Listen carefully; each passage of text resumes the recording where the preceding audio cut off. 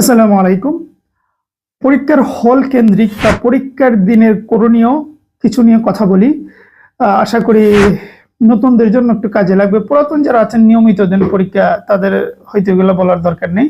কিন্তু আমার চ্যানেলে তো বাহারি ধরনের মানুষ থাকেন, তো সবার কেউ না কারো উপকার তো আসবেই।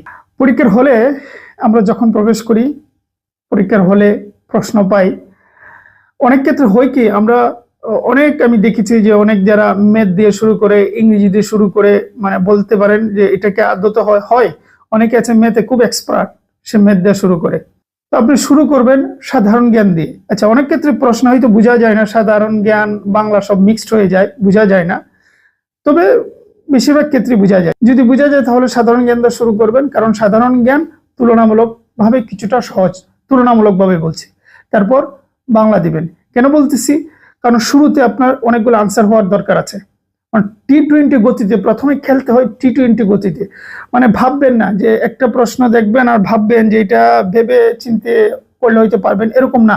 যেটা ফার্স্ট লুকে বুঝবেন, মানে আনসার করতে পারবেন, সেই রকম গুলো আগে আনসার করতে হবে। তাহলে দ্রুত সময়ের ভেতরে কিছু আপনি আনসার করতে পারবেন, আত্মবিশ্বাস বেড়ে যাবে।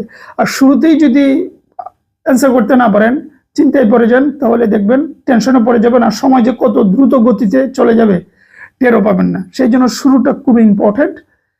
চেষ্টা করবেন সাধারণ জ্ঞান দিয়ে অথবা বাংলা দিয়ে, দেখবেন অনেকগুলো অ্যান্সার হয়ে যাবে। এবং ওই অ্যান্সারগুলো করবেন যেগুলো এক দেখাতেই পারেন, আর যেটা মনে করেন একটু ভাবলে পারবেন সেইটা স্কিপ করে চলে যাবেন। একটা চিহ্ন ব্যবহার করবেন আপনার স্টাইল অনুসারে, যেটা আপনি বুঝবেন, ওই চিহ্নটা ব্যবহার করে যে পরবর্তীতে আপনি আসবেন, কিন্তু আপাতত আর এটা ধরবেন না। একদম টি-20 গতিতে, সহজ কথায় এক দেখাই, তাহলে দেখবেন 5 মিনিট 10 মিনিটের ভেতর আপনার 15-20 আনসার হয়ে যাবে। আপনার আত্মবিশ্বাস বেড়ে যাবে, মনে হবে যে পরীক্ষা তো সহজ হয়ে যাচ্ছে। বাংলা গেল অথবা সাধারণ জ্ঞান গেল, যেটাই পড়েন আগে পরে করলেন, ঠিক আছে। দেন আসবেন আপনি ইংরেজিতে। ইংরেজি তুলনামূলকভাবে গণিত থেকে একটু সহজ, তুলনামূলকভাবে বলতেছি আমি, ঠিক আছে। কারো কাছে হয়তো ইংরেজি অনেক কঠিন হতে পারে ম্যাথের থেকেও, সেটা ভিন্ন বিষয়। তাহলে ইংরেজিতে কেন আসবেন? ইংরেজিতে অনেকগুলো টপিক আছে, ভোকাবুলারি আইটেম, যেগুলো ম্যাক্সিমাম মুখস্থ নির্ভর, ম্যাক্সিমাম। এবং চাকরিতে দেখবেন ইংরেজির যে কয়েকটা টপিকে প্রশ্ন আসে, তার মধ্যে ম্যাক্সিমাম মুখস্থ নির্ভর টপিক থেকে আসে।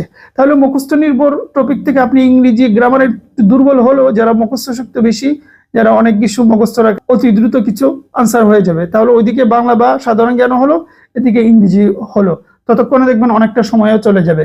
তারপর আসবেন গণিতে। তখন গণিতে একটু সময় বেশি দিয়ে ভেবে চিনতে যে কয়টা করতে পারেন। গণিত থাকবে বোনাস পয়েন্টের মতন, ঠিক আছে। এমসিকিউ পরীক্ষাতে যেহেতু নির্দিষ্ট কোনো ওই সাবজেক্টে করতে হবে এমন কোনো কথা নেই। যদি গণিত স্কিপ করেও যদি নাম্বার বেশি থাকে তাও তো হয়, কিন্তু তারপরেও গণিত একটা অ্যাভারেজ মার্ক দরকার। সুতরাং গণিতটা থাকবে যাদের দুর্বল, অধিকাংশই দুর্বল গণিতে, অ্যাভারেজ একটা মার্ক। তাহলে গণিত থাকবে সবশেষে। তারপর যেগুলো ওই যে নাম্বার করে আসছিলেন, যেগুলো এক দেখাতেই পাবেন, ওগুলাতে যাবেন, ওগুলা করবেন।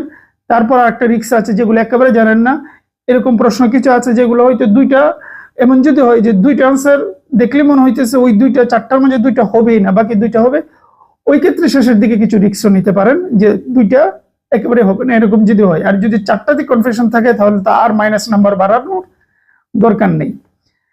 এই হলো পরীক্ষাতে কিছু টেম্পারেচার বিষয় আছে, এগুলা নিয়ে নিজেকে নিয়ন্ত্রণ করতে হবে। আবার অনেক ক্ষেত্রে হয় কি, খুব বেশি কঠিন পরীক্ষা হয়, তখন আরো বেশি নার্ভাস হয়ে যায়। আপনি নার্ভাস হওয়ার কিছু নাই।